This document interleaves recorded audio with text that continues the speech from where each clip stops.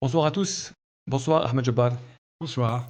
Vous êtes docteur en mathématiques et docteur en histoire des mathématiques à l'université de Nantes, professeur émérite, ministre de l'Éducation nationale entre 1992 et 1994 dans les gouvernements de Belhaït Abdeslam et de Reda Malek et membre fondateur de l'Académie algérienne des sciences et technologies. Ahmed Jabbar, le 25 novembre, nous apprenions la mort de Nasser Bourdief, le fils de l'ancien chef de l'État, mort à Bruxelles d'un cancer foudroyant. On peut dire qu'il était un des gardiens, avec ses frères, de la mémoire de son père, Mohamed Bourdief. Tout à fait. Et vraiment, je suis très compatissant pour la famille, pour ses amis, pour tous ceux qui ont travaillé avec son père, le président Boudiaf. Et j'ai connu Nasser et je ne pensais pas qu'il était en bonne santé. Je l'ai revu dernièrement, il y a quelques mois. Et c'est sur le plan à la fois familial, bien sûr, mais sur le plan de la symbolique, c'est un des derniers liens importants que Boudiaf avait avec l'Algérie, qui étaient ses enfants, ceux qui sont nés, bien sûr, à l'extérieur, et ceux du second mariage, et ceux qui sont nés du premier mariage. Donc je dois rendre hommage à ces deux familles. Et nous aurons l'occasion évidemment de parler de votre parcours auprès du président Bourdief au cours de cette émission. Vous avez quitté le ministère de l'Éducation nationale en 1994, il y a plus de 30 ans Oui. maintenant. Quel regard vous portez sur l'école algérienne aujourd'hui? A-t-elle, Ahmed Jabbar, évolué dans le bon sens? Elle a évolué. Et l'évolution d'une école au niveau d'un pays se juge et s'évalue sur le plan quantitatif et sur le plan qualitatif. Sur le plan quantitatif, il est indéniable que l'Algérie est l'un des pays, dès l'indépendance, qui a vraiment eu la préoccupation prioritaire dans le développement du pays, dans la stratégie de développement, de commencer en particulier par l'école. Et donc, il y a eu un effort extraordinaire, j'en suis témoin pour la période que j'ai vécue, là en tant que responsable, et pour la période à la suite aussi. Donc ça, sur le plan quantitatif, c'est l'un des pays qui a scolarisé le plus, si on le compare avec d'autres pays, des pays Mais arabes ça ou avait des pays commencé musulmans. déjà après l'indépendance. Le Après processus a l'indépendance. commencé après Bien sûr, c'est l'indépendance. après l'indépendance, bien Ouais. sûr, bien sûr. Et d'ailleurs, ça s'est tellement développé quantitativement que s'est posé le problème de l'encadrement, de l'enseignement qui, lui, exigeait un peu plus de temps, de durée et plus d'investissement humain pour pouvoir former l'encadrement pour justement occuper ses élèves dans tous les établissements qui vont être construits à une vitesse absolument extraordinaire compte tenu des moyens du pays à l'époque. Et alors, sur le plan qualitatif, c'est là où et là, ce n'est pas une critique, c'est une évaluation provisoire en tant que citoyen, ensuite en tant que responsable, etc. Donc, sur le plan qualitatif, évidemment, il fallait, à partir d'un certain moment, donc analyser ce qui a été fait et puis ensuite essayer d'améliorer le système. Quand je dis qualitatif, c'est au niveau de la pédagogie, au niveau du niveau des enseignants, au niveau des programmes. Et cela demande beaucoup plus de temps que de construire des bâtiments. Et donc là, ça mériterait une émission entière pour que je puisse essayer d'évaluer prudemment, disons, les acquis sur ce plan-là, qualitatif, de l'école algérienne, qui sont absolument incontestables.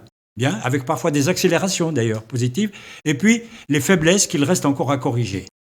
Mais ça méritait une émission. Alors, à l'époque, déjà, Ahmed Jebbar en parlait de ce conflit entre la langue arabe et la langue française Oui, à l'école algérienne. Vous aviez, oui, à votre manière, pu gérer cela. oui. Est-ce que vous considérez aujourd'hui que, notamment, la langue française est en train de perdre du terrain à l'école algérienne au profit de l'anglais? Est-ce que ce n'est pas mieux que les deux langues soient développées parallèlement? Moi, je suis produit de l'école de la colonisation. Mais la colonisation, dans le cadre de l'intérêt des gens qui géraient le pays comme ça, comme une colonie de peuplement, ils avaient créé des institutions qu'on appelle des madrasas.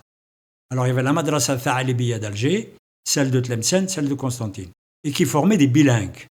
Donc, moi, j'ai une formation totalement bilingue qui déjà au départ m'interdit de condamner une langue contre une autre langue, même si c'est une langue étrangère et une langue nationale. La priorité, c'est la langue nationale, mais pas au détriment non seulement d'une seule langue, mais d'autres langues. Donc moi, je suis de ceux qui pensent que, en plus de la langue arabe, en plus de la dynamique qu'il faut développer pour le tamazight, qui est une langue qui est liée à l'histoire de la société algérienne, il faut non seulement développer l'anglais, mais il faut développer d'autres langues, parce que le français, non seulement il ne faut pas l'interdire, il ne faut pas le marginaliser, il faut le stabiliser et il faut l'enrichir culturellement. Et depuis bien avant l'indépendance, ce sont des Algériens qui ont enrichi le français, la langue française, par la production littéraire, par la production universitaire en français, et qui est de niveau international compte tenu des prix qui ont été obtenus par nos auteurs. Le problème, c'est la qualité, c'est la valeur du travail d'un intellectuel, d'un auteur, etc., ou d'un scientifique. Donc pour ça, au niveau des principes, je suis pour l'ouverture, pour le maximum de langues, pour les nouvelles générations, et donc que l'anglais soit institué, il n'y a absolument aucun problème. Alors, je me pose en tant qu'universitaire, en tant qu'ancien responsable, la question du comment. Le comment, c'est qu'une langue n'est pas seulement un outil technique pour passer d'un mot à un autre mot qui est exprimé dans une autre langue. Une langue, et toutes les langues, même les langues les moins développées de l'histoire de l'humanité, portent autre chose qui est plus important encore. Une langue, c'est une culture. Et une culture, c'est une fenêtre vers l'autre.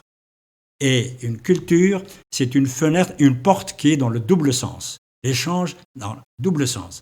Et donc, cette langue nous apporte ce que nous n'avons pas dans notre histoire, et notre langue nationale, ou nos langues nationales, vont apporter des choses qui n'existent pas dans ces langues-là. La preuve, c'est qu'il y a des gens qui ont écrit en arabe et qui ont des prix internationaux. Pas seulement dans les pays arabes comme l'Égypte, comme Naguib Mahfouz et l'Akhir, mais même au Maghreb. Et ils sont reconnus comme donc des hommes de culture et qui apportent quelque chose qui est utile, pas seulement aux Algériens, mais à l'humanité. Et à l'humanité qui parle d'autres langues. Vous avez parlé de tamazight, Ahmed Jabbar. Est-ce que vous comprenez les familles aujourd'hui qui ne veulent pas que leurs enfants apprennent tamazight? Moi, je pense que c'est un tort. C'est à partir du moment où le tamazight est une langue de communication et une langue de culture, comme toutes les langues d'ailleurs, bon, quelle que soit son histoire. Eh bien, d'abord, on doit se pencher sur le fait que, comment se fait-il que cette langue, qui apparaissait à un moment donné, au IXe siècle, comme étant en décalage par rapport à la langue du Coran et la langue de la culture arabe, qui venait d'Orient et qui était déjà d'une grande richesse au IXe siècle, Xe siècle, la période omeyyade, la période abbasside.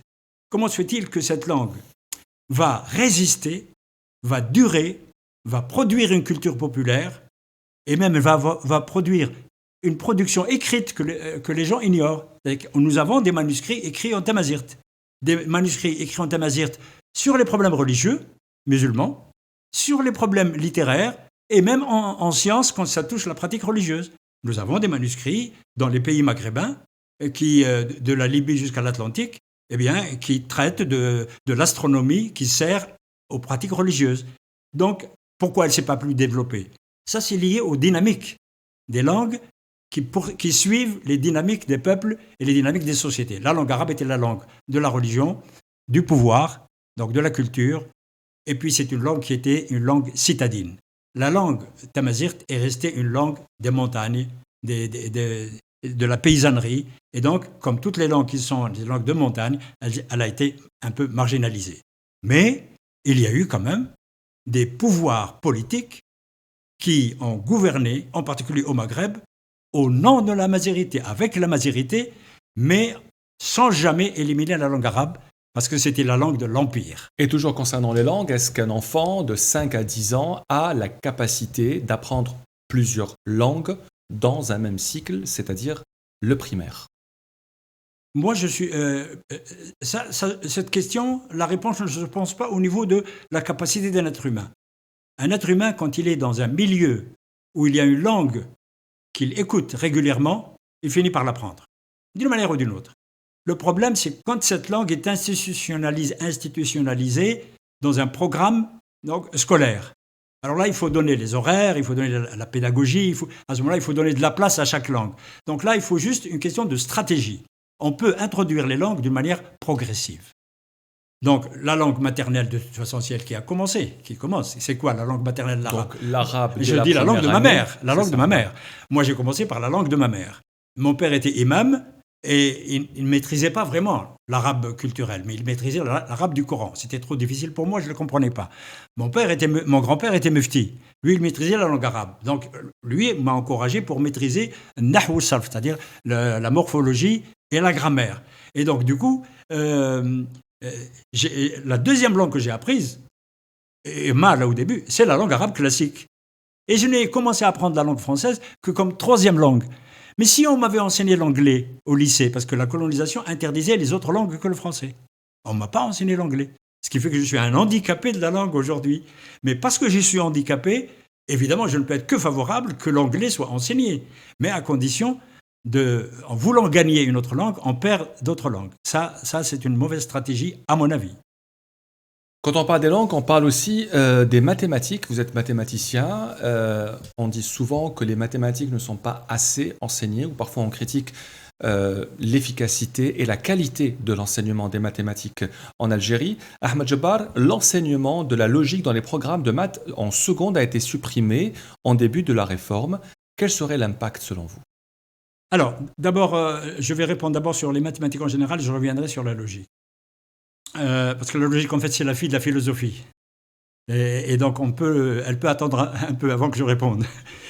Pour les mathématiques, le phénomène de désertion des nouvelles générations, de la fuite des mathématiques, n'est pas strictement un phénomène national.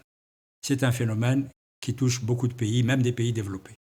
Aujourd'hui, moi qui vis en France, aujourd'hui, les pouvoirs politiques en Europe, certains pays, s'inquiètent qu'il y ait de moins en moins de filles qui apprennent les mathématiques et qui deviennent mathématiciennes, alors que l'intelligence est bien partagée.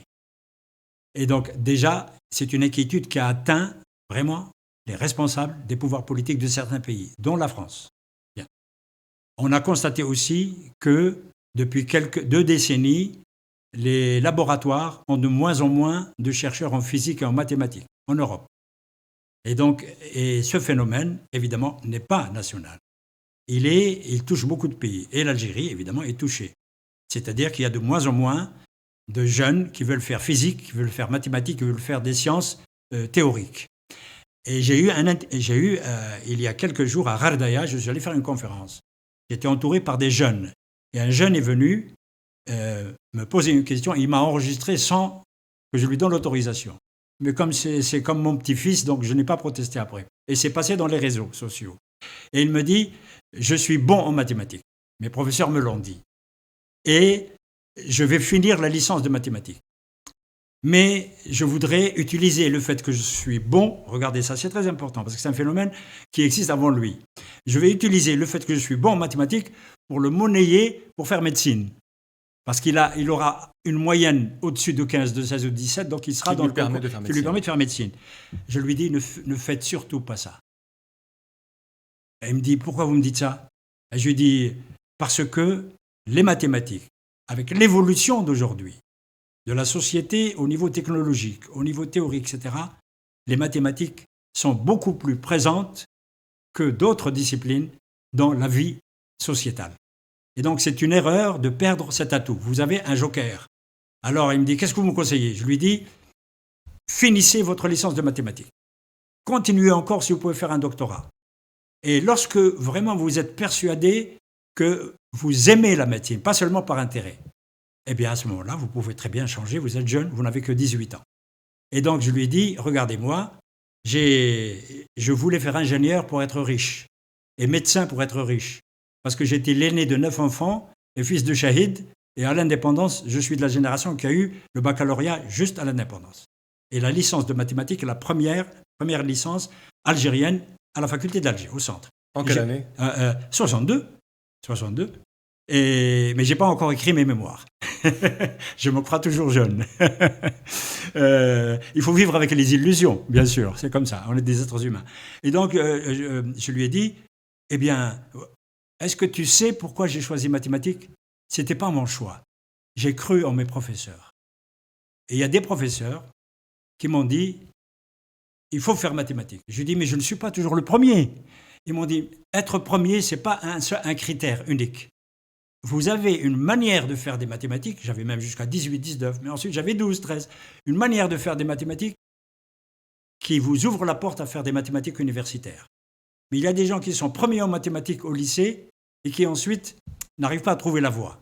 Et puis il y a aussi des dimensions psychologiques, il y a des problèmes personnels, etc.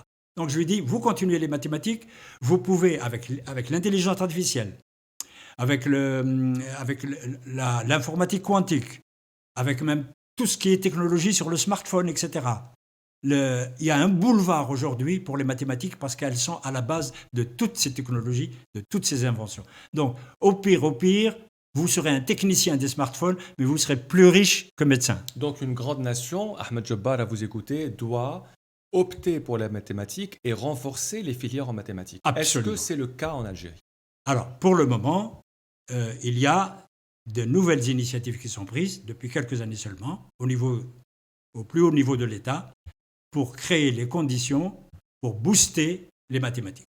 On a commencé d'abord par créer une école de mathématiques pour capter les meilleurs de la génération. Donc c'est à Robba, donc c'est une école nationale. Ensuite, on a créé des instituts qui fonctionnent tous avec les mathématiques, comme l'intelligence artificielle, etc., à Sidi Abdallah, donc au campus de Sidi Abdallah.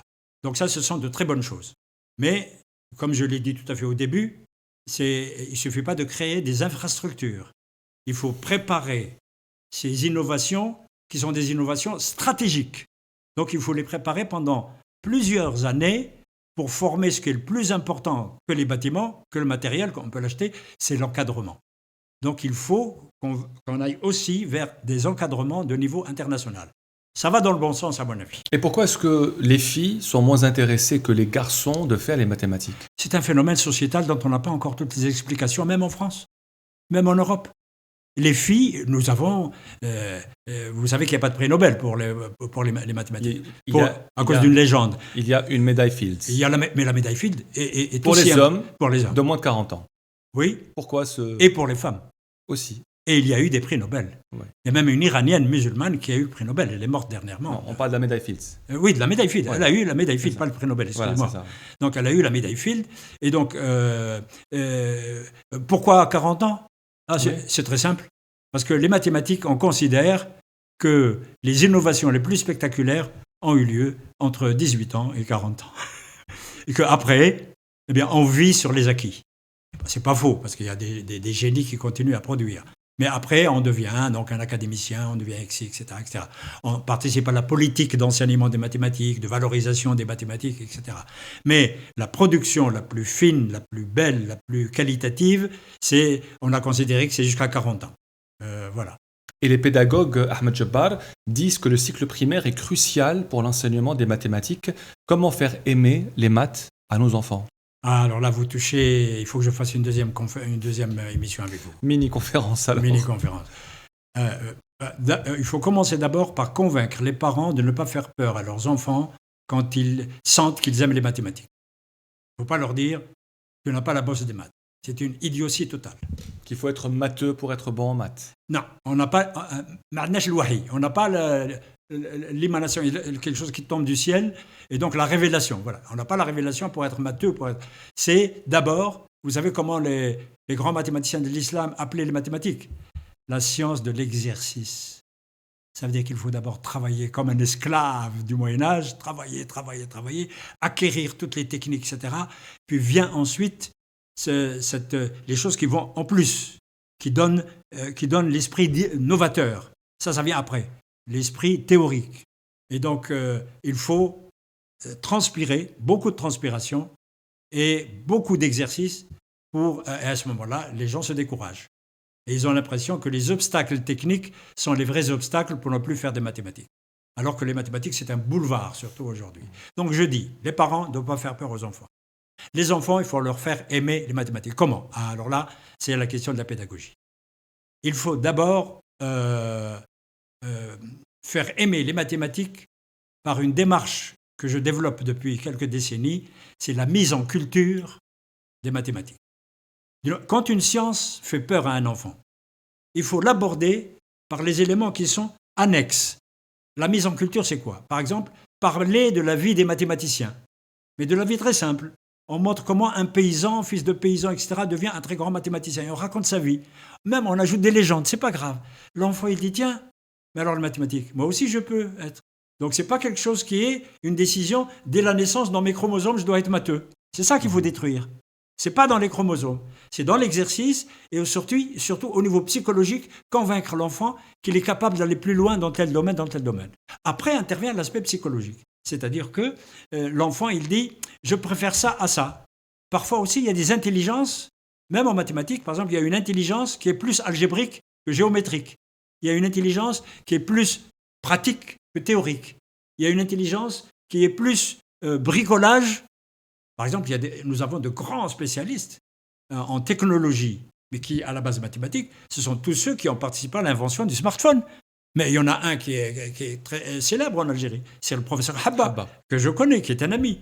Mais lui, il a voulu suivre, à un moment donné, il était aux États-Unis, eh bien, une voie nouvelle, mais c'est le premier qui dira qu'il y a des mathématiques tout le temps. Voilà. Alors, en tout cas, il faut faire aimer les mathématiques dès le départ, en racontant des histoires et en ayant une bonne pédagogie pour ne pas montrer, dans cette discipline, d'abord les obstacles avant la réussite. Il y a aussi, Ahmed Jabbal, le grand chantier des programmes scolaires. Est-ce que votre académie, l'Académie algérienne des sciences et technologies, est habilitée à se prononcer sur les programmes scolaires en Algérie? Alors, nous sommes habilités et nous avons même une commission spéciale dont je suis le président. Donc, vous voyez, je ne voulais pas en parler, mais vous avez posé la bonne question. C'est la commission système éducatif. Et donc, dans cette commission, il y a plusieurs académiciens. Chacun est libre de s'inscrire dans une commission. Alors, ce n'est pas une section. Les sections, c'est par discipline.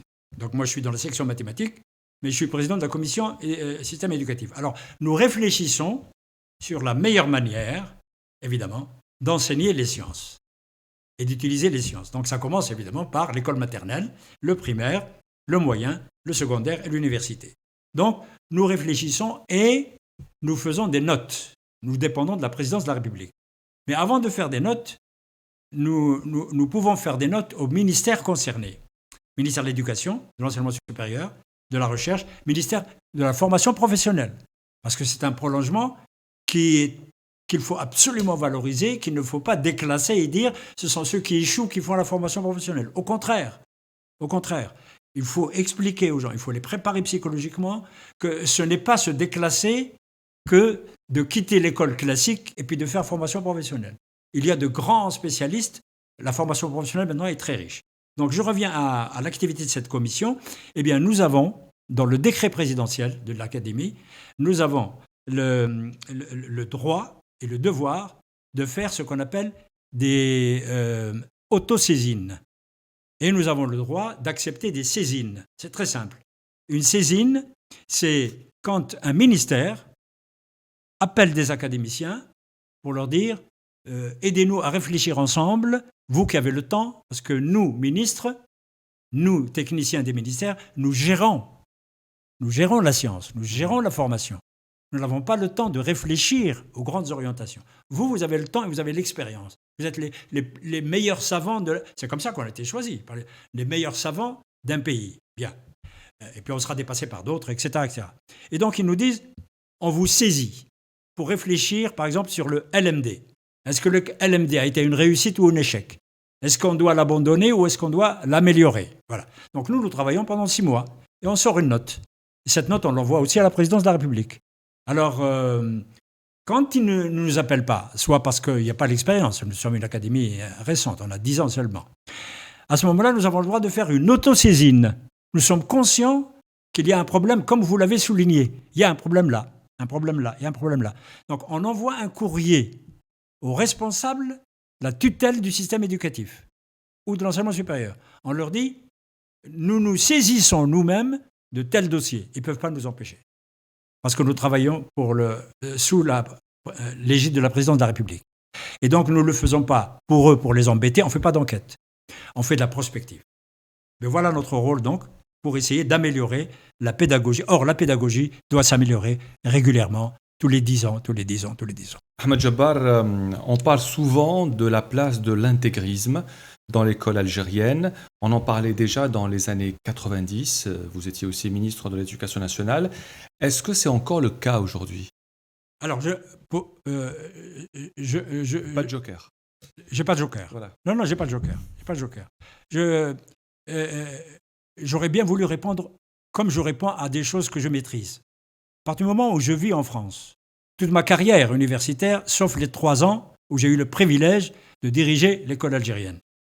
Comme vous m'avez aidé à vous répondre, c'est précisément ces 3 ans sont très courts. Et maintenant, après 30 ans, vous me posez la question. Oui, mais vous avez vécu aussi une grande partie de votre vie en Algérie. Donc oui, vous connaissez l'écosystème de l'éducation en mais Algérie. je n'ai pas suivi l'évolution après 94. Je n'ai pas suivi dans le détail. À la limite, j'ai suivi tout ce qui est grandes décisions sur l'enseignement supérieur, la recherche, etc. Mais le système éducatif, il faut vraiment suivre les programmes, suivre les résultats des examens. Par exemple, moi, je peux vous dire que un des défauts du système, c'est qu'à un moment donné, le baccalauréat, le taux de réussite ne dépassait pas 35%, 40%. Il y a même une année où j'étais ministre où il a atteint 12%. Mais ce n'est pas parce que je voulais saboter l'école algérienne. On en parlera après. Ouais. Parce que la réalité m'a amené à tirer la sonnette d'alarme comme ça. C'est peut-être une erreur au niveau tactique, mais c'est parce que c'était plus possible. Or, aujourd'hui, quel est le phénomène? Que même l'Algérie suit, mais que l'on observe en France, que l'on observe dans d'autres pays.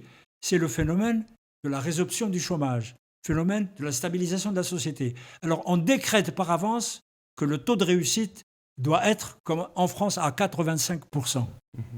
Ça veut dire qu'on a ouvert les vannes du déclin de l'école à ce moment-là. On décrète que toute une partie d'une classe d'âge ne doit pas rester en dehors de l'université, on la met à l'université. Moi, je vous donne donc mon opinion d'universitaire. Et en France, quand nous arrivent ces gens-là, ils sont tellement faibles, alors qu'ils valent en mathématiques, par exemple, 8 sur 20. Ils ont juste la moyenne pour venir à l'université. Eh bien, ils vont encombrer l'université, ils vont redoubler une première fois, une deuxième fois, puis ensuite, on les oriente vers quoi? Vers des disciplines qui n'ont pas de débouché. Mais les parents ne protestent pas. Donc, il y a un but politique. Les parents ne protestent pas, pourquoi? Ils disent « Ah, mon fils, il est à l'université. C'est ça, ouais. Il est monté de grade. » Et après, ils l'oublient. Ensuite, il a eu la licence. Parfois, ils n'ont pas la licence, ils se perdent. Alors, heureusement, quand il y a des BTS, on peut le récupérer. C'est pour ça que la formation professionnelle est une roue de secours absolument géniale pour récupérer tous ces gens-là. Et en 1997, Ahmed Jabbar, vous disiez que l'État algérien doit progresser vers la modernité face à un projet pan-islamiste qui veut effacer tout ce qui a fait l'unité du peuple algérien.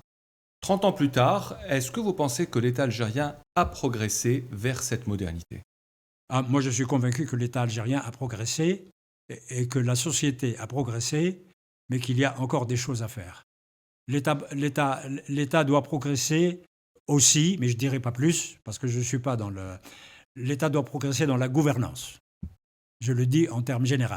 La gouvernance, ça contient beaucoup de choses. Et quand la gouvernance progresse, la société progresse. En particulier, elle progresse sur le plan culturel, parce qu'elle suit les instructions de l'État et surtout les initiatives de l'État.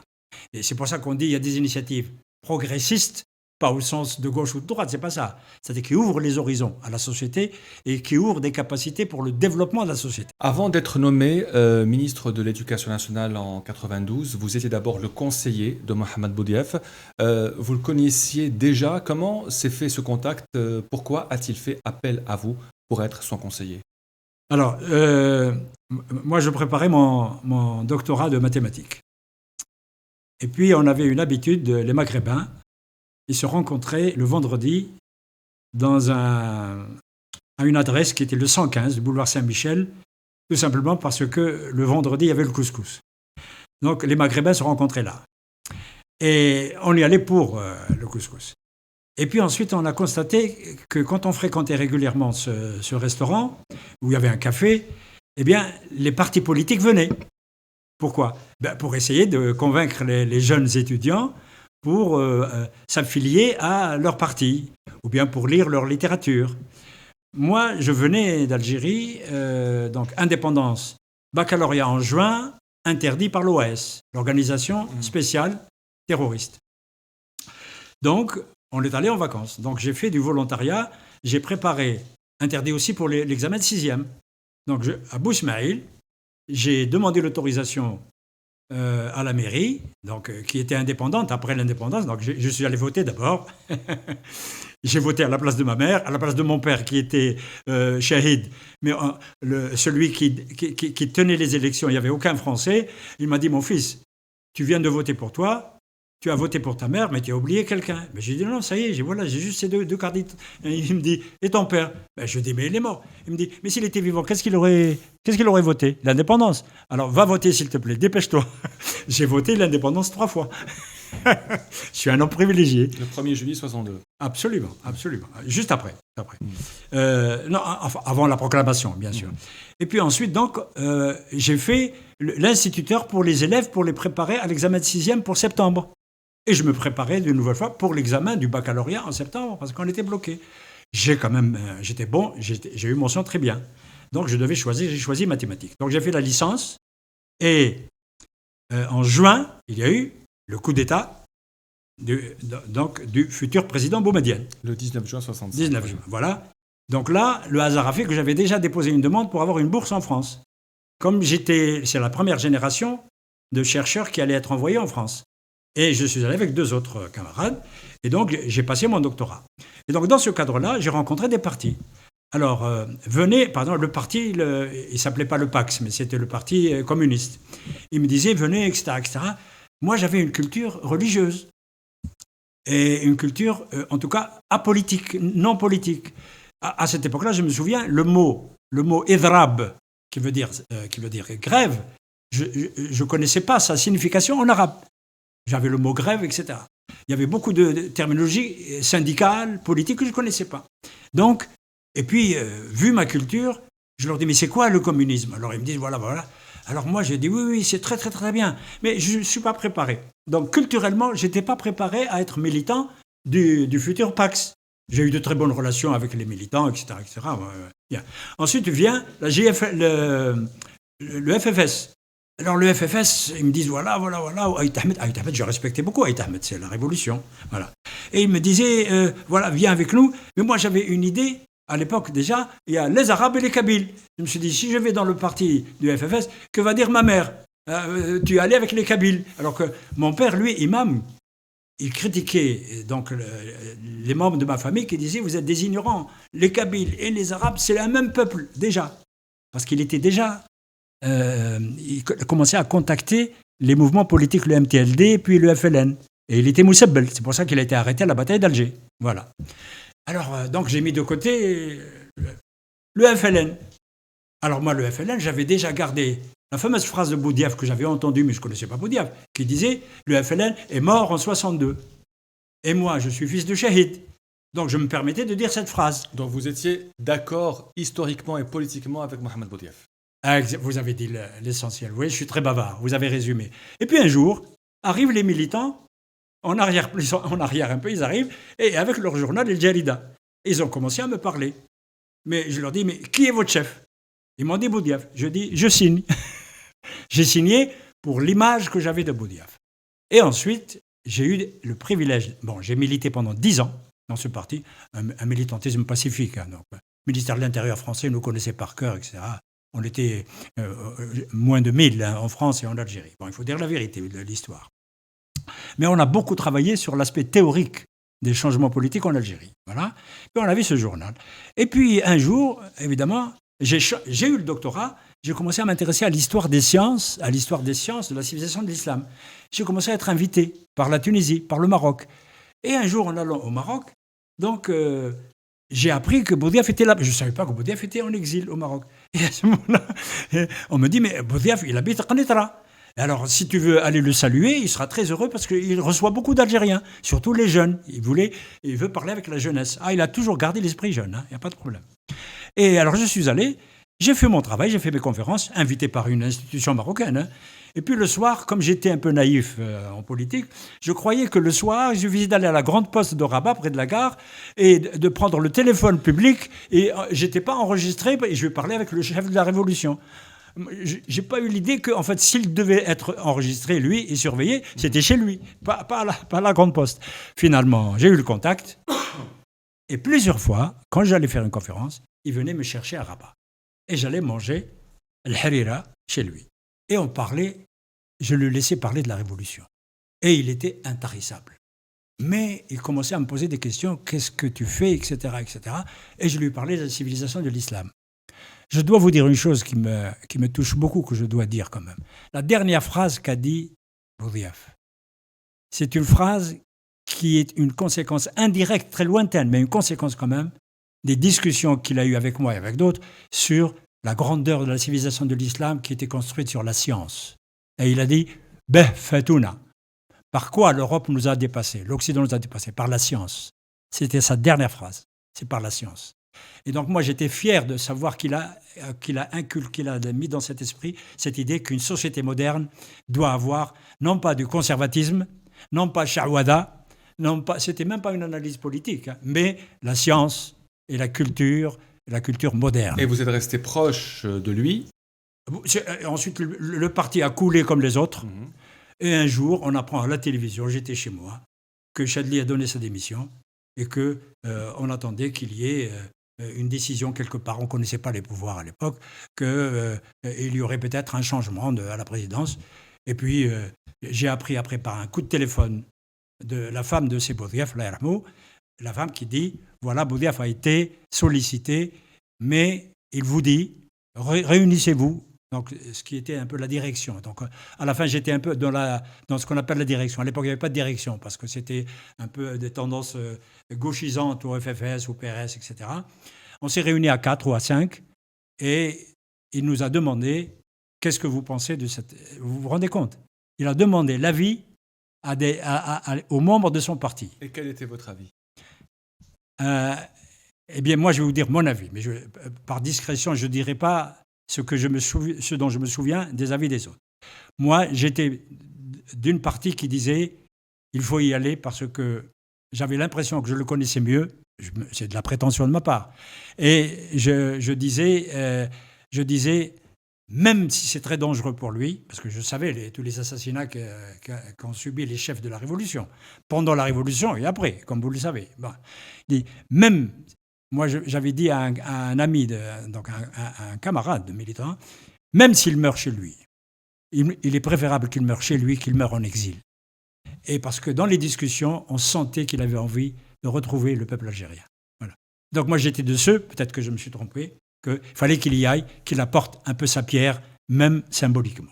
Et à quel moment il a fait appel à vous pour devenir son conseiller? Très vite. Donc, vous êtes venu en Algérie. Il est arrivé le 16 janvier. Il est arrivé le 16 janvier. Et vous? Et le 16, non, il est arrivé le 14, je crois. Moi, le 18. J'ai reçu un télégramme. Et le hasard, j'étais, cette année-là, on avait le droit dans l'université française de ne pas faire un enseignement annuel. Comme on était chercheur, donc je prenais un double enseignement au premier semestre. J'ai passé l'examen en décembre, et en janvier, je finissais les oraux. Et en janvier, je reçois un coup de téléphone de l'ambassade d'Algérie qui me dit « Allez à Air Algérie », il n'y avait pas Internet, prenez un billet vous attend, et vous êtes invité par la présidence. On a compris tout de suite. Donc, je suis allé chercher mon billet. Et c'est la première fois que je voyageais en première classe. Un universitaire ne peut pas voyager en première classe. D'ailleurs, depuis que j'ai quitté le gouvernement, je ne voyage plus en première classe, sauf quand des entreprises médicales qui ont plus d'argent, comme la société Becker, où je lui fais la publicité gratuitement. Alors là, ils m'invitent business class ou première classe, et je viens faire une conférence. Et puis là, évidemment, voilà, c'est luxueux. Et comment se sont déroulés ces 5 mois comme conseiller du président Boudiaf? Comme on dit en politique, on a fait les Sherpas.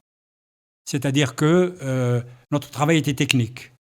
mais aussi politique. C'est-à-dire qu'on n'avait que 4 conseillers, puis ensuite nous a rejoint un autre conseiller, et ensuite Boudiaf avait des conseillers occultes, c'est-à-dire qu'ils n'avaient pas le poste, qu'ils n'avaient pas besoin de voir le poste. Par exemple, un conseiller occulte, il demandait l'avis de Aït Chalal, il demandait l'avis de Rida Malek. Par contre, Abdeslam m'a dit lui-même qu'il n'a pas eu l'occasion d'aller le rencontrer, parce qu'Abdeslam, c'est lui en fait qui m'a choisi comme ministre de l'Éducation nationale, et il m'a dit pourquoi. Il m'a dit, je vous ai choisi vous, je connais votre pédigré, parce que je souhaitais que quelqu'un qui applique le programme de Boudiaf, pour lequel je n'ai pas eu l'opportunité de le voir et de lui dire que je suis d'accord avec son programme. Comment vous réagissez à tous ceux qui disaient à l'époque que Mohamed Boudiaf était un peu le président de l'espoir, qu'il y avait un espoir qui était revenu en Algérie après la démission de Chadli et le début des problèmes des années 90? Alors nous sommes témoins que c'est précisément cet espoir qu'il avait, en plus de l'amour du pays, qui a fait qu'il a fini par accepter, parce qu'il a refusé d'abord. Puis un deuxième passage, un des émissaires, c'est Ali Haroun, donc qui est allé, et donc, d'ailleurs, il nous a dit qu'il n'avait pas posé de conditions, il voulait juste choisir ses conseillers. Et il les a choisis, librement. Que les conseillers? Non, il a choisi que les conseillers. Pas les ministres? Ah non, pas du tout. Il n'a pas choisi les ministres. Les rumeurs qui ont circulé qu'il allait choisir un premier ministre, un tel ou un tel, ça c'est des rumeurs. Nous, on était à la présidence jusqu'à sa mort. J'étais avec lui le jour de l'assassinat. Mais est-ce qu'à l'époque, un conseiller était plus puissant qu'un ministre? Nous ne le savions pas. Mais c'était le cas. Mais nous l'avons commencé à le sentir quand on voyait que des gens, au lieu d'aller voir les ministres pour régler leurs problèmes liés au ministère, ils venaient chez vous. Et ils venaient chez nous. Bon, je ne donne pas les noms. Voilà, parce qu'ils sont vivants, je ne veux pas créer la polémique. Donc, je n'ai pas fini de répondre à une de vos questions, mais ce n'est pas grave. Comment vous avez appris la mort de Mohamed Boudiaf? Ah oui. Le 29 juin 92. Ben, j'étais avec lui. À Annaba. Bien sûr. Dans la salle. Dans la salle. Mais j'étais le conseiller à la communication. Mais on avait préparé là avant. On avait préparé ce voyage parce qu'on avait introduit des correctifs avec son accord. Parce qu'il a fait un premier voyage qui a très bien marché. Sur le déroulé de la visite de Annaba? Absolument, je vais vous dire, absolument. Le premier voyage, c'était Oran, Ain Mouchent. C'était Oran, le gaz et le pétrole. Ain Mouchent, c'était pas très précis, c'était pour le peuple, quoi, discours peuple. Qu'est-ce qu'on a constaté? Qu'il était très brillant dans l'improvisation. Très brillant. Il n'avait pas besoin de notes ni de discours. Rien. Il avait quelques idées et puis il fonçait. Ensuite, Ain Mouchent, très très brillant. C'est le tribun qui parle au peuple. Bon. À Arzeux, on sentait que s'il avait été briefé avant, ça c'est notre responsabilité, avant, il aurait insisté sur le rôle de la technologie pétrolière et gazière dans le développement du pays. Comme il ne connaissait pas tout ça, et nous-mêmes nous ne le connaissions pas, donc on l'a laissé parler sur le plan politique général. Au deuxième voyage, on s'est dit, attention, si on le laisse comme ça, il va répéter ce qui a été dit. Mais au troisième voyage, les gens vont se lasser. Donc l'opinion va se lasser quand on lui répète la même chose. C'est comme les discours des pays qui répètent toujours la chose, etc., etc. Même nous tombons parfois dans ce travers où on ne parle que de la révolution, de la révolution, de la révolution. Les nouvelles générations, si on ne les travaille pas d'une manière différente, ils vont s'éloigner de la révolution au niveau de la mémoire. Nous sommes les dernières générations qui essayons quand même de garder cette... pourquoi? Parce que c'est une richesse, la mémoire. La mémoire, c'est elle qui guide pour l'avenir, pour construire un avenir qui est sain. Sinon, on est baladé partout. Surtout que je suis historien en disant ça, donc c'est pas difficile pour moi. Donc, pour revenir à Boudiaf, donc on lui a dit, le premier jour, ton discours doit rester au niveau des jeunes diplômés et des jeunes chômeurs. Donc, encourager les diplômés, d'abord pour ne pas partir, et les encourager pour continuer. Ce sont les combattants de l'Algérie moderne, comme ça. Bien. Et les chômeurs, pour les encourager, pour leur donner de l'espoir, pour dire que l'Algérie va se développer, et on va essayer donc de trouver du travail, etc., etc. Et parler, évidemment, de la scolarité à ce moment-là. C'est là où il a dit, et puis avant aussi il avait dit, que « Al-Manzouma Tarbawiya Mankouba ». Donc le système éducatif est sinistré. Voilà, c'est une phrase qui est restée, pas de problème. Il avait dit avant parce qu'on a commencé à rédiger le programme quand il a accepté d'être candidat à l'élection présidentielle en novembre. Voilà.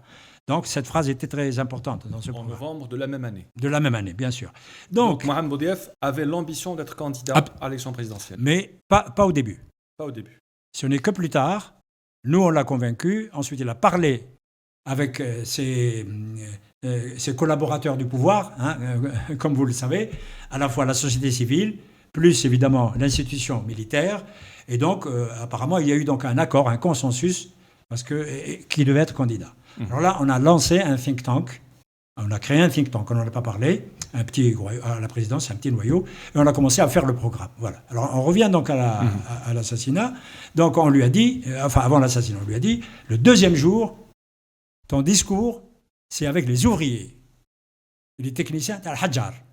Donc tu parles des capacités de l'Algérie dans l'industrie, tu parles de la place des ouvriers, on va te poser des questions sur le fait que les ouvriers sont mal payés, il faut que tu te prépares à répondre, etc. Le troisième jour, c'est Skikda. Donc le troisième jour, on lui a dit, tu parleras, c'est le complexe gazier de Skikda. Donc tu ne parleras qu'aux ingénieurs. Donc il faut une autre langue, un autre discours. Bref, on commençait nous-mêmes à nous professionnaliser et à l'aider à cibler les publics. Toujours avec l'idée de l'élection présidentielle maintenant. Khlas, c'est fini. Et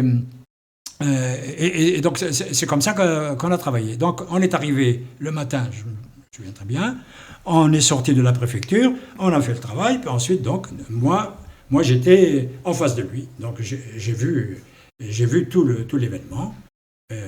Puis quand l'enquête a été lancée, quand les premiers enquêteurs, c'est-à-dire la première cellule qu'ils ont faite, je n'ai été invité à témoigner que par la première cellule. Bien, ce sont qui étaient ces anciens moudjahids, etc. Mais ce n'étaient pas des professionnels. Donc, je leur ai dit ce que j'avais à dire comme témoignage, mais pas un témoignage uniquement factuel des événements. Moi, étant historien, ayant fait de la politique pendant 10 ans, je considère que quand il y a un crime d'État, c'est un crime d'État. Quand il y a un crime d'État, il ne faut pas perdre trop de temps pour voir qui a tiré. Ce n'est pas ça qui est important. C'est d'où vient la commande. Bon, pour le moment, nous n'avons pas de preuves parce qu'il faut être prudent. Moi, je suis historien et mathématicien. Donc, il me faut des preuves très précises pour pouvoir dire l'hypothèse, même pas condamner, mais dire que l'hypothèse est dans cette direction, dans cette direction, dans cette direction. Parce que c'est très, très complexe. Jusqu'à maintenant, l'assassinat de Kennedy, nous n'avons pas le résultat définitif qui est le résultat du travail des historiens. Donc, laissons aux historiens d'écrire l'histoire. Voilà. Vous êtes resté un peu marqué par cet assassinat du 29 juin 92 à Ahmed Jabbar. Alors, sur le plan psychologique, peut-être que mon éducation religieuse, mais qui était une éducation ouverte, mu'tadila, du père, du grand-père, l'islam de ma mère, qui est un islam des gens qui sont ignorants, mais qui est le fond profond de cet islam depuis le Moyen-Âge. Donc, ça m'a donné, je ne sais pas, une sorte de force que pourraient expliquer les psychanalystes, moi je ne sais pas. Et à tel point que, par exemple, je n'ai pas eu les syndromes de certains d'entre nous qui ont assisté, qui ne sont pas nécessairement avec Boudiaf, qui étaient loin de Boudiaf, et qui ont eu des syndromes sérieux, paraît-il. Moi, je touche du bois, comme on dit, alhamdoulilah, donc j'ai échappé à ça. Donc je ne garde que les très bons souvenirs de cette période, où on a senti, moi il y a une image qui est extraordinaire, c'est que j'étais la deuxième voiture derrière le catafalque. La deuxième voiture. J'ai jamais raconté ça. Et j'étais dans une voiture française qui était la fameuse R25 Renault, et elles sont connues, elles sont moins solides que les voitures allemandes. Et donc, elles s'affaissent très vite, mais je ne le savais pas. C'était au mois de juin, comme vous le savez. Et donc, on sort de la présidence, et donc il y a le long cortège. Et puis, il y a la voiture de la famille derrière le camion. Et ma voiture juste derrière, et la voiture d'autres des conseillers, donc on est deux derrière. Et puis on arrive près de la place du 1er mai. Et là, c'était totalement bouché par les manifestants. Les manifestants qui pleuraient et les manifestants qui criaient et qui hurlaient des slogans. Invérifiables pour eux, mais les slogans. Donc ils désignaient les ennemis. Voilà, je ne le dis pas aujourd'hui, uniquement par respect pour l'histoire, parce que je ne sais pas très bien. Et donc, à un moment donné, un flot de jeunes, c'est comme un flot de vagues, un flot de jeunes ont laissé le catafalque et le camion militaire, sont allés vers la voiture de la famille du président, et très vite, le chauffeur leur a dit « c'est la famille du président, c'est la famille du président ». Et ils sont retournés vers la mienne, la première. Et ils m'ont entouré, sont montés sur la voiture, et ils ont commencé à taper les vitres pour les casser. Alors moi, comme il faisait très chaud, sur mois de juin, donc moi j'avais la vitre baissée. Le chauffeur, qui est prudent, etc., c'était un chauffeur de la présidence. Donc il avait fermé. Et alors, il y a un jeune, je me souviens très bien, moi j'étais habillé normalement avec une cravate, il faisait chaud, mais une cravate, il vient et il me tire la cravate, il ne pouvait pas l'enlever, donc il m'a étranglé. Alors ce qui m'a sauvé, c'est le fait que le chauffeur, il a avancé, donc il a lâché. Mais après, j'ai senti que des jeunes sont montés sur la voiture et ils commençaient à taper et à descendre sur ma tête et la tête du chauffeur. Alors là, c'était la mort. Parce qu'il y avait un bruit monstre, personne ne pouvait mourir, etc. À ce moment-là, le chauffeur a eu un réflexe extraordinaire. Il est descendu et il est allé chercher un policier, un malabar comme ça, et c'est lui qui a poussé les manifestants avec le chauffeur, et on a fermé la porte, on a quitté, on a descendu de la voiture, ils ont laissé les manifestants sur la voiture, et on est allé à pied jusqu'à la mosquée où le catafalque devait s'arrêter. Mais arrivé à la mosquée, ils étaient déjà partis. Donc je n'ai pas assisté au vrai enterrement de Boudiaf. Je suis le seul conseiller qui a raté la cérémonie. Donc vous ne me verrez pas sur les photos. Et pourtant, j'étais derrière le catafalque. Voilà cette petite anecdote que j'ai racontée. Vous gardez ce que vous voulez, mais c'est un témoignage personnel. Est-ce que vous pensez, Ahmed Jabbar, que la mémoire de Mohamed Boudiaf a été perpétuée après son assassinat? Moi, je pense qu'elle est perpétuée parce que, d'abord, en tant que citoyen algérien, membre d'une famille très grande, les Abd el-Jabbar, Ain Defla et puis les autres, donc on discute en famille, etc. Donc autant beaucoup de gens ont oublié des noms importants quand même de la Révolution, mais Boudiaf est resté à la fois parce que c'est un nom de la Révolution et parce qu'il a été président et parce qu'il a été assassiné. Voilà, jusqu'à maintenant. Il y a même des personnes qui ont de temps en temps, qui évoquent même publiquement Boudiaf. Voilà. Je pense à celui qui est mort, c'est, comment il s'appelle, l'ancien président du CNES, Babès. Alors, il était avec moi le jour de l'assassinat. Parce que le jour de l'assassinat, on était ensemble. Et ensuite, moi, je suis revenu avec le gros mal présidentiel. Je suis allé avec Boudiaf vivant, avec nous. Je suis revenu avec Boudiaf, mes cadavres devant nous. Mais il n'était pas encore mort, semble-t-il, cliniquement, parce qu'il y avait un médecin avec nous. Un médecin de Annaba. On l'a mis dans l'avion. Et on a atterri à Boufarik. On n'a pas atterri à Dar el-Baïda comme certaines informations l'ont fait circuler. À Boufarik, c'est-à-dire dans la base militaire. Voilà. Et donc Boudiaf est resté dans la mémoire comme ça, comme étant un espoir du pays et un espoir assassiné, comme on dit. Mais on se souvient à l'époque de quelques milieux islamistes qui se sont réjouis de cet assassinat. C'est tout à fait normal quand il y a dans un pays une opposition qui est de type idéologique, parce qu'il y a des oppositions de type politique purement, de type culturel, mais de type idéologique, c'est la plus forte. Donc, il est tout à fait... Mais moi, je n'ai pas été témoin de tout ça, parce que moi, très vite, j'avais décidé de repartir en France. Avec ma famille est en France, et j'ai été retenu parce que Reda Melk a considéré que je pouvais rendre service au pays. Il l'a dit à Abdeslam qui m'a nommé ministre. D'où ma question. Malgré cet assassinat qui vous a certainement marqué, avez-vous accepté d'être ministre de l'Éducation nationale un peu par respect pour la mémoire de Mohamed Boudiaf qui vous avait choisi et vous avez ramené à la présidence? L'argument qui m'a fait choisir et qui m'a fait accepter, c'est l'argument de Abdeslam, qui m'a dit, si j'avais eu l'occasion de rencontrer Boudiaf, il me dit, mais je ne l'ai pas fait parce que je ne voulais pas faire comme tous ceux qui, dès qu'il y a un grand personnage, on va courir pour lui embrasser la main. Il dit, si je l'avais rencontré, je lui aurais dit que je soutiens sa politique de système éducatif d'une manière générale. À ce propos... Excusez-moi. Et donc, il m'a dit, donc, c'est pour ça que je vous nomme. Vous devez appliquer tout ce qu'il y a dans le programme de Boudiaf sur le système éducatif. Et c'est la seule chose qui m'autorisait à rester par devoir en Algérie. pour appliquer le programme de Boudiaf dans le système éducatif. À ce propos, Ahmed Jebbar, avant d'être ministre de l'Éducation nationale, vous avez été le conseiller du président Mohamed Boudiaf. Et à cette époque-là, déjà, il y a eu ce conflit entre la langue arabe et la langue française à l'école. Alors, nous ne connaissions pas ce conflit. Quand on est arrivé, donc moi j'étais conseiller à l'éducation, à la communication et à la culture.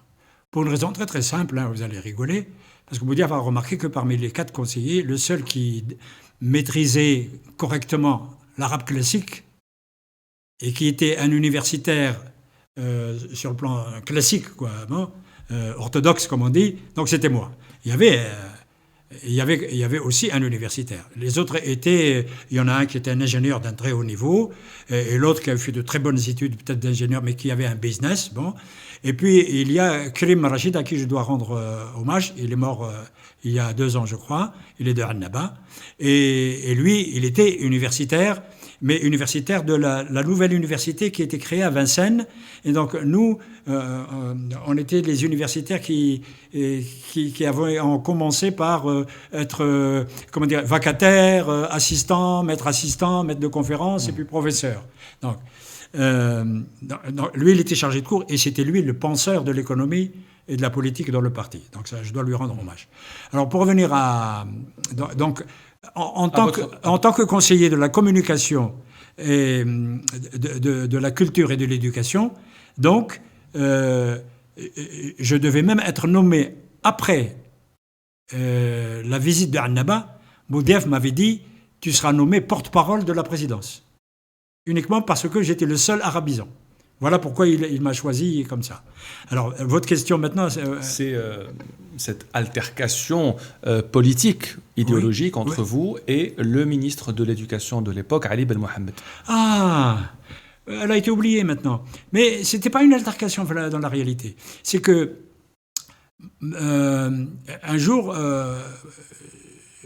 moi, je dois informer Boudiaf de tout ce qui concerne le pays, mais qui est lié à ma petite fonction de conseiller. Donc c'était l'éducation en particulier. Donc ce sont des collègues qui travaillent donc, dans le système éducatif qui m'ont envoyé l'information.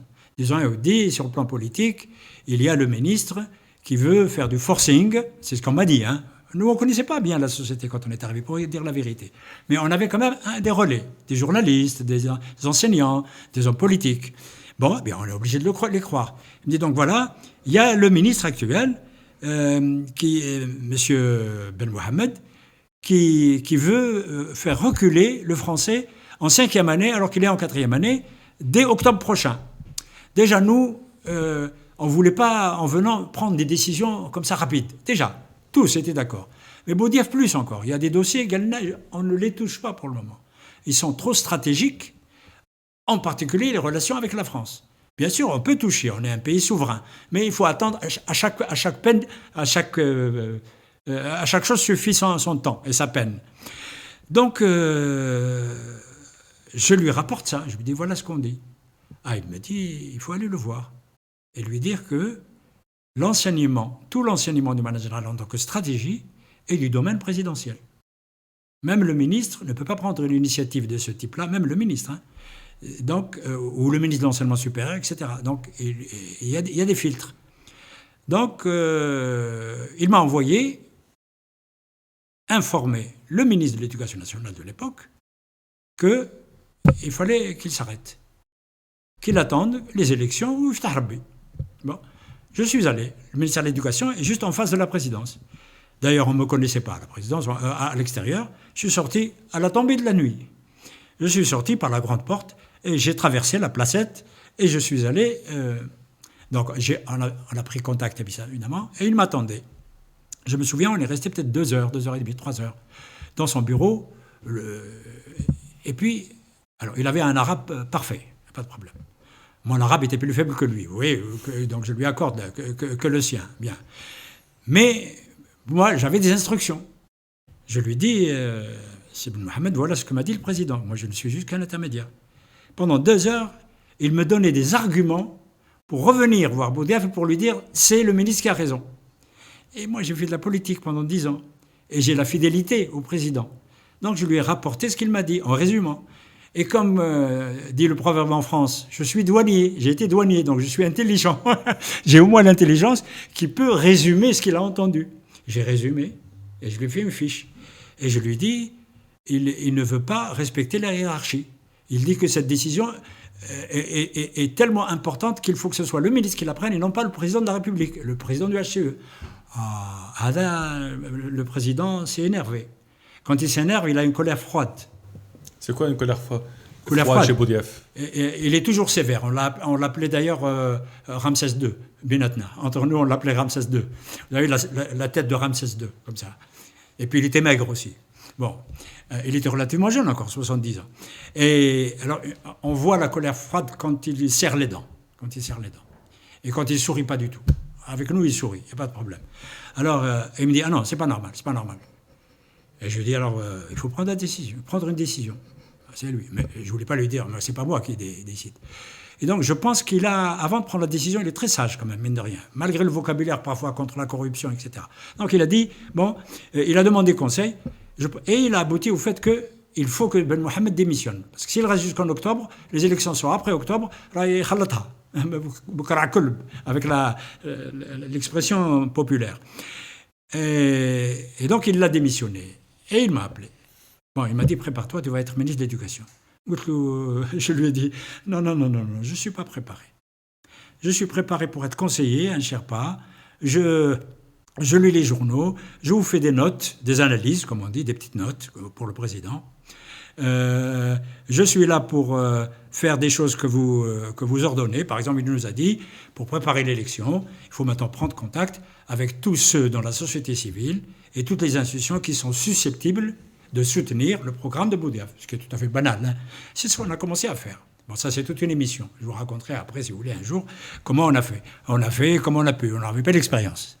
Il était soucieux, vous le disiez déjà, en 1992, à préserver les relations diplomatiques entre l'Algérie et beaucoup de pays, dont la France. Oui. En tant que chercheur, vous habitez en France, vous y travaillez, vous avez été ministre de l'Éducation. Comment vous jugez cette grave crise politique et diplomatique entre la France et l'Algérie, que beaucoup qualifient, Ahmed Jabbar, comme la plus grave depuis l'indépendance? C'est la plus grave depuis l'indépendance. Mais c'est une question politique pour laquelle j'ai un droit de réserve. C'est-à-dire que je ne peux pas me prononcer, non pas par peur, je suis un citoyen comme les autres, mais j'ai peur de ne pas avoir tous les éléments du dossier pour vous répondre d'une manière plus sérieuse, plus sûre et plus constructive. Est-ce que vous pensez que la grâce présidentielle accordée à Boualem Sansal est un élément qui va aider au dégel entre les deux pays? J'en suis convaincu. Parce que je connais la mentalité du pays. Je suis là-bas depuis 1965. Je connais bien la société française maintenant. Je connais une partie de la classe politique d'avant. J'ai gardé des contacts avec quelques personnalités, en particulier celle qui a soutenu l'indépendance de l'Algérie, des intellectuels en particulier. Même quand je suis rentré les premières années, j'acceptais d'aller avec des partis socialistes, partis communistes, partis écologistes qui étaient juste au début. J'allais dans leurs réunions politiques pour leur donner des arguments pour qu'en France, il y ait un courant puissant pour soutenir la République.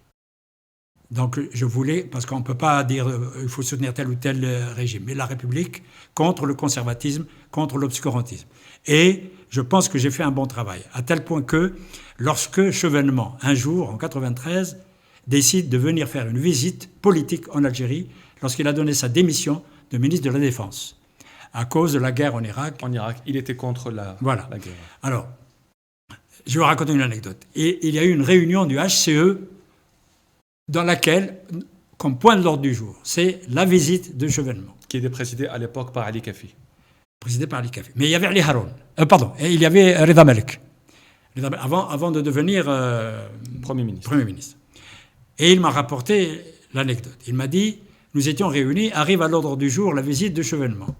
Et on a discuté longuement qui on va choisir parce qu'officiellement, quand une personnalité vient, ce n'est pas une visite officielle. Oui. Il faut un accompagnement mais qui soit digne, non pas du niveau protocolaire, il n'est plus ministre, mais de ses déclarations en faveur de l'Algérie. On voulait Alors, il discutait, mais il m'a dit, et moi j'ai levé le doigt et je dis, mais il y en a un, pourquoi on l'a oublié? Mais c'est Ahmed Jabbar qui va l'attendre. Alors, il y a des gens présents qui disent, des gens du KSCE, je ne le nomme pas, ils disent, mais pourquoi? Il dit, mais il est là-bas depuis 65, c'est un intellectuel, c'est un universitaire, il est bardé de diplômes, et puis surtout, il suit la politique, il me l'a dit, j'ai dit qu'il suit la politique française, il connaît bien, et puis il sait bien parler. Et Galoulou Béchevelman Ouar, parce qu'il a une répartie incroyable, une culture incroyable. Galoulou, en tout cas, il n'y a que Jabbar qui peut... Alors ils m'ont désigné, mais moi je n'étais pas préparé. Et finalement, c'est moi qui l'ai reçu. Et pour lui rendre hommage, ça c'est très joli du côté de l'État algérien quand même, j'ai beaucoup apprécié. Ils lui ont donné une voiture officielle de la présidence avec les 2 fanions, parce qu'on ne les met que quand il y a une visite officielle. Le fanion français, le fanion algérien. Et j'étais derrière, et il y avait le chauffeur, avec la glace comme ça pour qu'on puisse discuter. La première question qu'il me pose, il me dit « Je suis venu pour défendre la République, monsieur le ministre. Mais j'ai juste une demande à faire, qui est un privilège. Si vous me dites, s'ils ne peuvent pas l'accepter, et si on ne peut pas l'accepter, c'est pas grave. » Il me dit « J'ai déjà fait une demande qui a été acceptée. C'est que j'ai dit, comme homme libre, je ne veux pas rester uniquement entre les mains du protocole de l'État. Je veux aller visiter Aït Ahmed de l'UFFS. » Voilà. Parce que l'UFFS, c'était avec le socialiste, etc. Et ça a été fait. Alors, ça a été fait. Je pense que ça a été fait. Par contre, il me dit, j'ai une visite privée. Je dis, privée? Ah, il me dit, de quoi il s'agit? Il me dit, celui qui m'a fait aimer l'Algérie, celui qui m'a convaincu que l'Algérie doit être indépendante. Je ne sais pas s'il m'a dit tout ça, je raconte comme un conteur. Hein. Bon, parce que s'il écoute ça, il va me dire « Ah, monsieur le ministre, vous avez un peu dépassé le truc. Hein. » Alors, il dit « C'est un Algérien qui était appelé dans l'armée française. J'étais appelé en Algérie et il m'a fait comprendre la nature de la révolution. » Et il était jeune. Il me dit « À ce moment-là, à partir de ce moment-là, j'ai dit « Il faut que je défende la République algérienne. D'abord l'indépendance et la République algérienne. » Et je lui dis, et alors, pourquoi vous me demandez un service? Il me dit, parce qu'il est en prison. Vous ne pouvez pas intervenir pour... Ah, je lui dis, écoutez. Et c'était qui? Je ne le connais pas. D'accord. Je ne le connais pas, vraiment. Là, j'ai pas de... Et il me dit, je suis sûr qu'il n'a rien fait, mais il travaillait dans une institution, et ils lui ont mis sur le dos une prévarication, une corruption locale dans une institution, je ne dis pas laquelle, hein, bon, où il y avait de l'argent, il y avait des trucs, il y avait des pots de vin. Donc finalement, c'était peut-être le plus faible de la chaîne qui est tombé dans le piège. Bon, Gali, si au moins, non pas on le libère, mais si on m'autorise à aller le voir, c'est tout. À ce moment-là, je vous remercie, vous, vivement, et je n'oublierai pas. Eh ben, je suis allé voir le ministre de la Justice. Je lui ai dit, demain matin, je vais le voir. Mais je lui ai dit, vous savez, en Algérie, il y a encore ce qu'on appelle la culture qui domine dans les relations humaines. Et dans la culture, il y a le régionalisme. Je lui dis, si par hasard, le ministre de la Culture n'est pas loin de Ain Defla, c'est gagné. Et je suis allé, j'ai vu le ministre. Et d'où est-ce qu'il était originaire? Alors, il m'a embrassé et il me dit, ah, ya oulid ammi. Alors, quand quelqu'un de Ain Defla dit ya oulid ammi, ça veut dire qu'il est de la région d'Ain Defla. Et j'ai deviné qu'il était de la région d'Ain Defla. Alors je lui ai dit, est-ce que, monsieur le ministre, je pouvais faire ceci, cela? Il me dit, je vais m'en occuper. Et je pense qu'il a vu son ami. Ahmed Jabbar, merci d'avoir été l'invité de One to One, d'avoir témoigné sur un pan de l'histoire algérienne, surtout relatif à la présidence de Mohamed Boudiaf. Je rappelle que vous êtes docteur en mathématiques et docteur en histoire des mathématiques à l'université de Nantes. Vous êtes membre fondateur de l'Académie algérienne des sciences et technologies, ministre de l'Éducation nationale entre 1992 et 1994. Mais si vous permettez, il y a un point que je n'ai pas développé, tout simplement parce que toutes vos questions sont intéressantes. C'est qu'aujourd'hui, ma grande passion, c'est d'être membre de l'Académie algérienne des sciences et des technologies. Et je souhaiterais un jour faire une émission sur ce que fait l'Académie, parce qu'elle n'est pas bien connue, et vous nous aiderez à la faire connaître quand même. C'est l'Académie, il y a de grands savants, et nous sommes convaincus maintenant que ça ne consiste pas à aller faire des conférences pour des spécialistes. C'est notre rôle, toute notre vie, c'est à vie, hein, c'est de faire aimer la science. Faire aimer la science aux parents, faire aimer la science aux élèves, pour qu'ils ne quittent pas les mathématiques, la physique, la biologie, la médecine, l'informatique, etc., l'IA, et surtout, que l'Académie, elle soit présente dans l'esprit des citoyens comme étant un des moteurs du développement de l'Algérie par la pensée de ses savants. Et on le fera à votre prochain voyage en Algérie. Merci infiniment. Ahmed Djebbal, et merci à vous pour votre fidélité. À la semaine prochaine.